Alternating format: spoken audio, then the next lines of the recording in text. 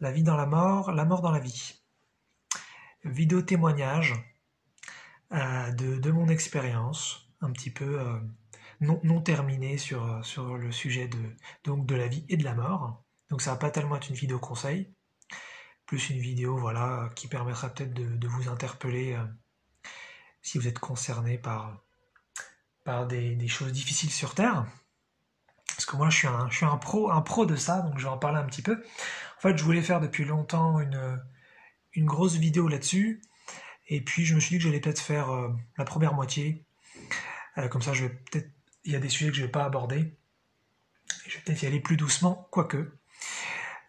Donc, qu'est-ce que je voulais finalement dire en disant la vie dans la mort dans la vie? C'est que moi, j'ai finalement appris par mon expérience à mélanger les deux. Et souvent, les gens, et ce que je comprends très bien, ils font que l'un ou l'autre.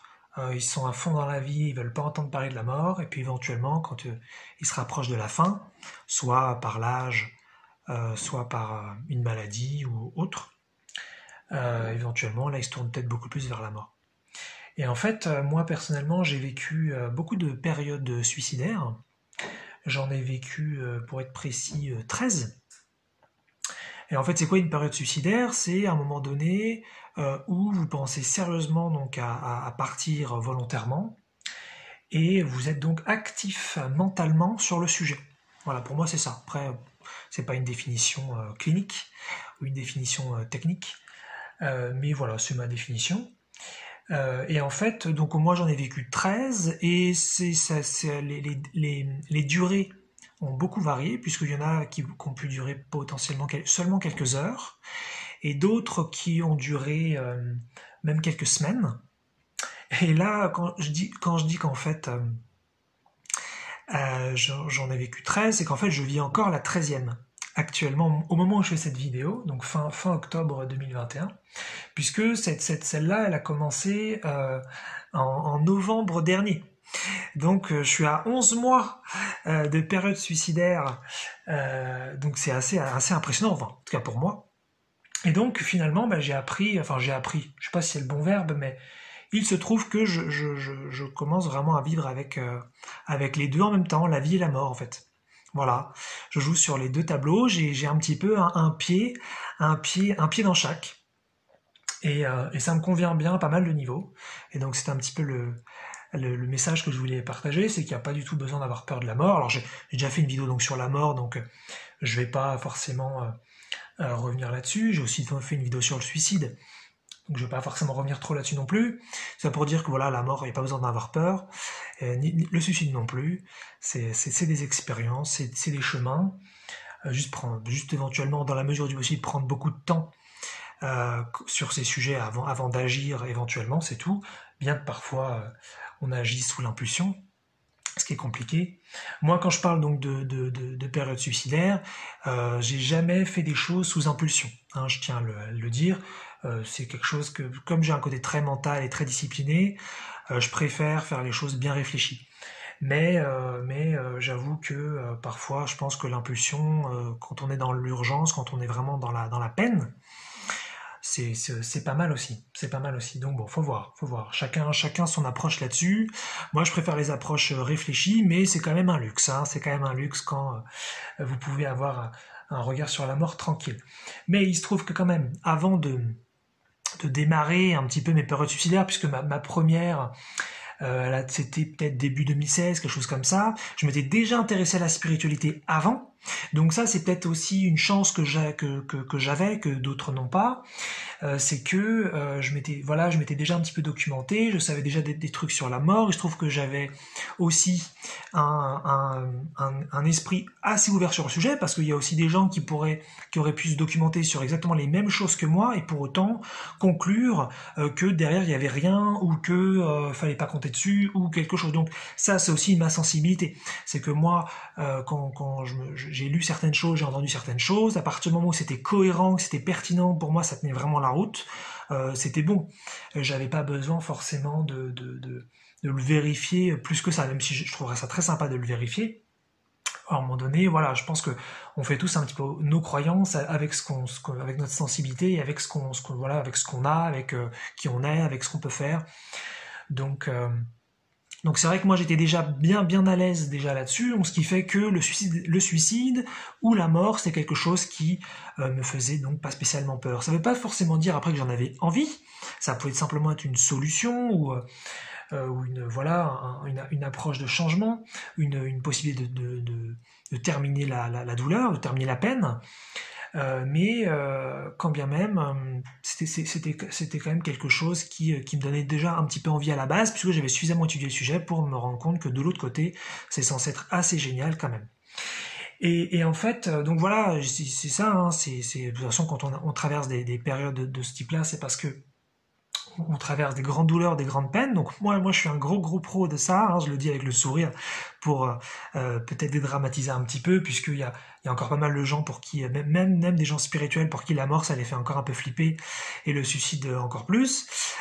Pour moi c'est super soft et super cool tout ça, bien que voilà, hein, je respecte complètement le point de vue des autres. Et c'est vrai que voilà, donc j'ai traversé énormément de douleurs, énormément de peines. Je vais pas dire lesquelles dans cette vidéo-là, je pense que c'est pas encore le moment pour moi. Mais voilà, j'en ai traversé énormément sur beaucoup de sujets différents, de thèmes différents, avec des intensités très différentes aussi. Et il se trouve aussi, voilà, je suis très sensible, j'ai un côté hypersensible, donc des petites choses qui pourraient simplement emmerder quelques personnes, moi en général j'en prends pour plusieurs jours et ça me fait un mal comme c'est pas permis. Donc c'est sûr que ça aide pas ensuite à aimer la vie, à aimer être là. Mais pour autant, si je fais cette vidéo à ce moment-là, c'est donc par définition, en tout cas au moment où je fais la vidéo, bah je suis en vie. Donc voilà, donc je suis pas là tout de suite. Maintenant, j'ai pas du tout la prévision, j'ai pas la planification de la mort, bien que je l'ai eu plein de fois déjà. J'ai planifié plein de choses, j'ai prévu plein de choses, j'ai même fait des tests, des essais. Je suis allé très loin dans la planification et dans l'organisation de mon départ de ce plan physique. Pour autant, je suis là, et donc c'est pour ça que je voulais faire cette vidéo, puisque je voulais partager un petit peu comment, en fait, finalement, on peut tout à fait arriver à réassocier la vie et donc et la mort, et non pas forcément faire deux choses très donc dissociées, qui peuvent pas s'entendre, qui peuvent pas se voir. Et en fait, voilà, donc moi j'ai traversé pas mal de trucs comme ça, et petit à petit je me suis rendu compte que tous les rêves que j'avais dans la vie, donc des rêves, voilà, des rêves, je dirais physiques, ça pourrait être des rêves matériels, voilà, des rêves d'argent, des rêves je sais pas, des rêves de santé, des rêves de relations, enfin bref, des rêves qui se rattachent à la terre, qui se rattachent à l'expérience physique. Et bien moi j'ai eu des intuitions très fortes à certains moments qui me disaient que ces rêves-là, je pouvais les vivre ailleurs. Alors, donc ça, là, on est dans la subjectivité totale. Hein, je peux rien affirmer. Je dis simplement que j'ai eu pas mal de fois ces intuitions extrêmement fortes, comme si je recevais donc de l'information du non physique, des guides, je sais pas trop. En tout cas, c'était très fort. Pour autant, hein, je me méfie toujours un petit peu des intuitions, puisque j'ai eu suffisamment d'expérience qui me montrent que les intuitions, parfois, c'est carrément du pipeau. Mais il y a aussi des fois où c'est tellement fort que, franchement, c'est à prendre en compte. Donc voilà, moi je joue un peu sur les deux tableaux, vrai, pas vrai, on sait pas trop finalement. Mais voilà, j'ai eu énormément d'intuition sur le fait qu'on pouvait tout à fait vivre nos rêves, donc pas que sur la Terre, pas que sur ce plan physique. Et donc, j'ai vraiment, à un moment donné, commencé vraiment à ressentir que de toute façon, si je partais, les rêves que je voulais vivre ici, c'est pas grave, je les vivrais ailleurs. Et ça, je trouve ça vraiment génial, quand on commence vraiment à penser comme ça et à ressentir ça, parce que on fait entrer la vie dans la mort. Donc c'est fabuleux, ça veut dire que c'est pas je quitte un endroit qui était génial sur plein de points et je dois faire une croix dessus et je dois voilà, je vais devoir être triste, je vais devoir faire le deuil de ça. Non, en fait, selon moi, hein, voilà, je partage un point de vue, bien sûr. Selon moi, eh bien non, on peut amener tout ce qu'on veut de la vie de l'autre côté. Après, je vais pas vous dire exactement comment, puisque je l'ai pas vérifié d'un point de vue concret, c'est simplement une intuition très profonde que j'ai et que j'ai encore aujourd'hui. Hein, puis c'est cohérent de plein de points de vue, puisque je m'intéresse beaucoup à la liberté, hein, si vous avez vu quelques-unes de mes vidéos sur la liberté, mais sinon peu importe. Et donc voilà, et donc ça c'est le premier point, c'est vraiment pour moi la vie ça peut vraiment faire partie de la mort. On peut vraiment vivre tout ce qu'on a envie de vivre de l'autre côté, et on n'a pas besoin de les vivre ici. Attention, je suis pas en train de dire qu'il faut pas vivre les choses ici, c'est pas du tout le sujet, puisqu'ensuite je vais parler de la mort dans la vie. Évidemment, ça vient, puisque c'est le titre de la vidéo. Mais voilà, l'idée c'est vraiment que voilà tous les trucs que vous voulez vivre ici, ne vous limitez pas, enfin, essayez dans la mesure du possible, ne vous limitez pas à ah bah forcément je dois les vivre sur Terre. Et puis parce que parfois ça pourrait être aussi d'ailleurs une question d'âge. Par exemple, vous dites bah maintenant j'ai tel âge, je peux pas faire tel truc, j'ai raté le coche. Il y a rien de perdu. De toute façon, si vous vous intéressez à la réincarnation, vous verrez qu'il est tout à fait possible de revenir. Et moi, je suis beaucoup plus libre que ça dans mon esprit, puisque je me rends compte qu'on peut tout à fait se réincarner dans le même corps, on peut revivre les mêmes vies, on peut changer le passé. On peut donc vivre tous nos rêves, que ce soit d'ailleurs sur cette planète ou sur notre planète, et on peut aussi, on n'est pas forcément obligé de rester dans le monde physique, on peut tout à fait faire, je pense, des émulations dans d'autres dimensions, il n'y a pas de souci. Donc bon, moi j'ai un esprit extrêmement libre là-dessus, c'est ma façon de voir les choses à certains niveaux, chacun la sienne. Mais voilà, en tout cas, je voulais partager cette idée qu'on peut tout à fait amener la vie dans la mort, et qu'il n'y a pas donc forcément à les dissocier. Et maintenant, donc la mort dans la vie, c'est quoi ? Eh bien, c'est un petit peu ramener les rêves non physiques que moi, par exemple, j'aurais dans la vie. Et donc là, c'est quoi, par exemple ? Eh bien, c'est plus voyager dans certaines dimensions, voyager dans le temps, être en contact avec plein d'entités, plein d'êtres qui sont donc dans l'au-delà, qui voilà, se connecter à plein d'informations, plein de connaissances, qui seraient donc infinies, qui seraient de l'autre côté, se connecter à une énorme puissance, à une puissance divine. Et ça, en général, on se dit ah oui, mais ça c'est pas sur Terre, sur Terre, on a telle limite, on a tel truc. Et moi, je suis convaincu que même, encore une fois, si je ne peux pas le prouver aujourd'hui, au moment de cette vidéo, hein, on ne sait pas ce qui se passera dans 5 minutes, évidemment, mais au moment de cette vidéo, là, je ne peux pas le démontrer encore, mais voilà, je suis convaincu qu'on peut tout à fait ramener toute cette puissance qui est de l'autre côté, on peut la ramener ici. Et on peut tout à fait vivre comme des dieux, donc, sur Terre. En tout cas, comme on l'entend, vivre comme un dieu, c'est une expression extrêmement aussi subjective, ça ne veut rien dire, c'est à chacun de mettre sa définition sur ça. Il n'y a pas une bonne façon de vivre, il n'y a pas un bon dieu ou un mauvais dieu de ce point de vue-là. Donc pour moi, toute la puissance, voilà, tout le non physique, toute la connaissance, toute l'information, toutes les entités, c'est des choses qu'on peut vraiment ramener ici.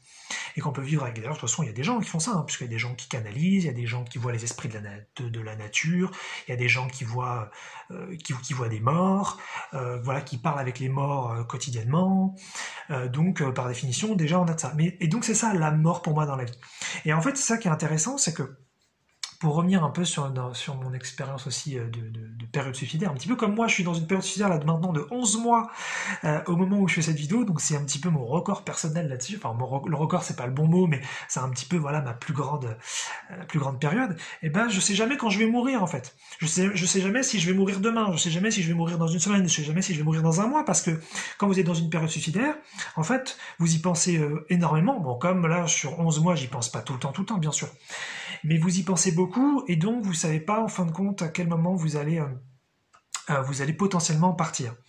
Et c'est pas certain non plus, donc est-ce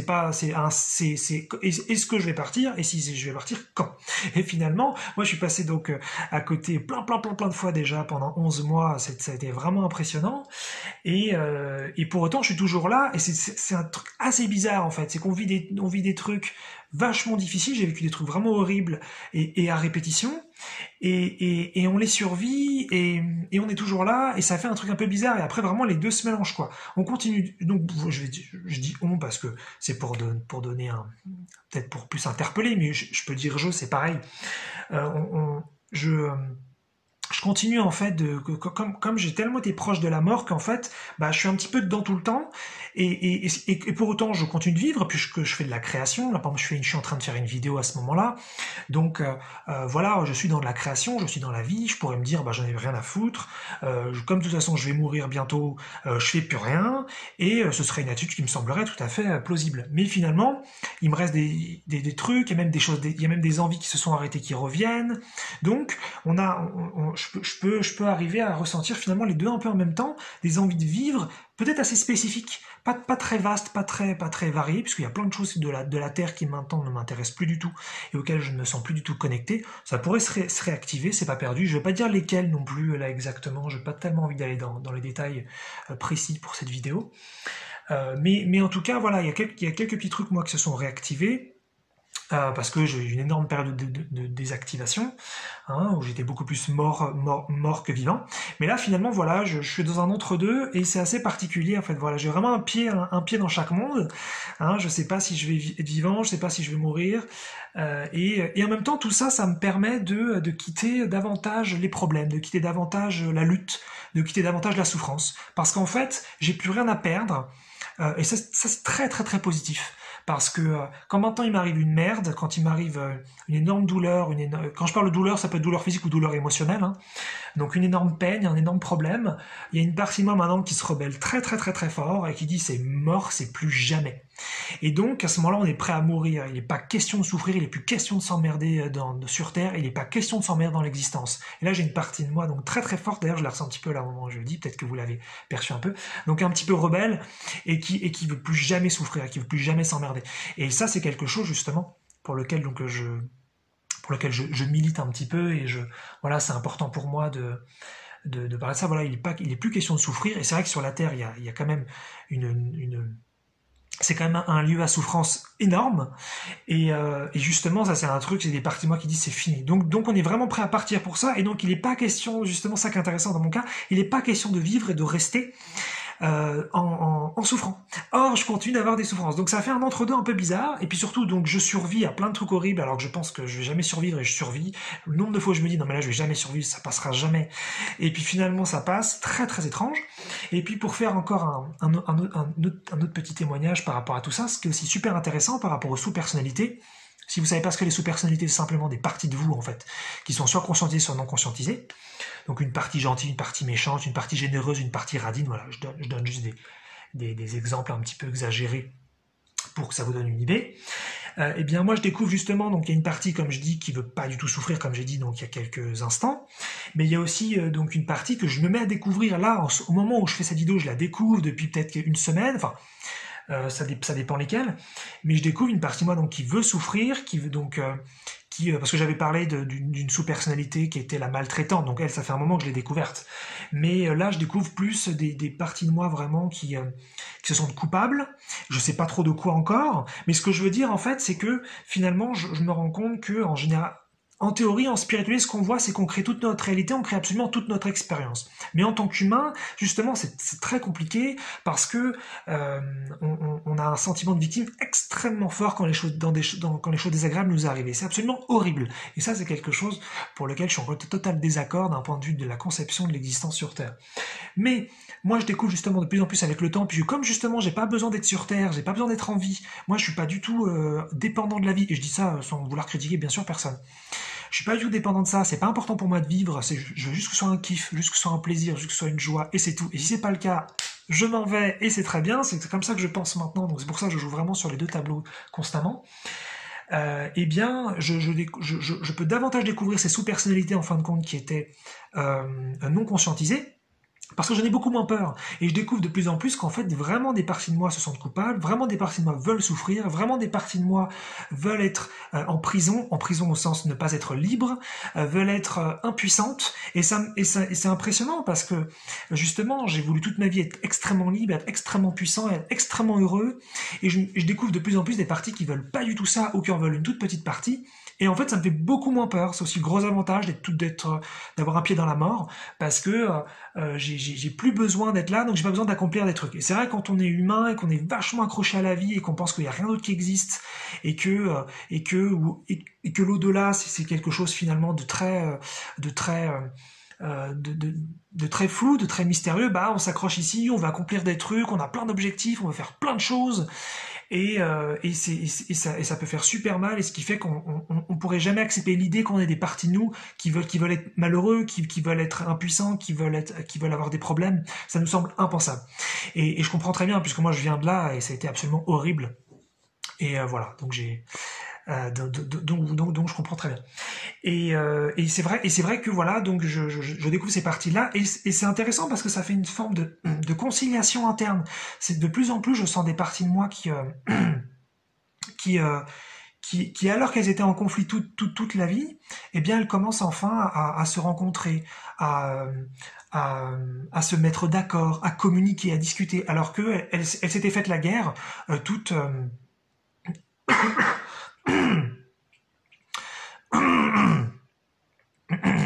Alors, elle s'était faite la guerre toute la vie sur beaucoup de sujets. Et donc c'est ça aussi en fait. Et donc c'est une vidéo que je voulais partager, donc assez intime, hein, sur tout un témoignage un peu personnel, mais je trouve ça très bien. Je me sentais de le faire. Et c'est aussi pour parler voilà de conciliation, puisque voilà la vie et la mort, donc ça peut tout à fait être ensemble. On peut tout à fait d'ailleurs vivre des moments très très beaux sur Terre, tout en étant prêt à mourir à tout instant. Hein. C'est pas exactement où j'en suis, mais c'est un petit peu l'idée. Et puis donc on peut avoir des parties de nous qui veulent être très libres, et des parties de nous qui ne veulent pas, des parties de nous qui veulent être heureux, et des parties de nous qui ne veulent pas du tout être heureux. Et pour autant qu'elles apprennent à se rencontrer, à se communiquer, sans qu'elles se fassent la guerre, bien qu'au début ça puisse être choquant, donc ça fout les jetons, il y a de la colère, il y a de la honte, il y a de la culpabilité, parce que on découvre des trucs assez hallucinants, mais in fine on se rend compte que finalement on a tout créé, on a tout fait, et on a fait toutes les horreurs qui nous sont arrivées. Voilà, donc c'est un petit peu dur peut-être à entendre, mais rejetez-le si ça vous plaît pas, il n'y a pas de souci.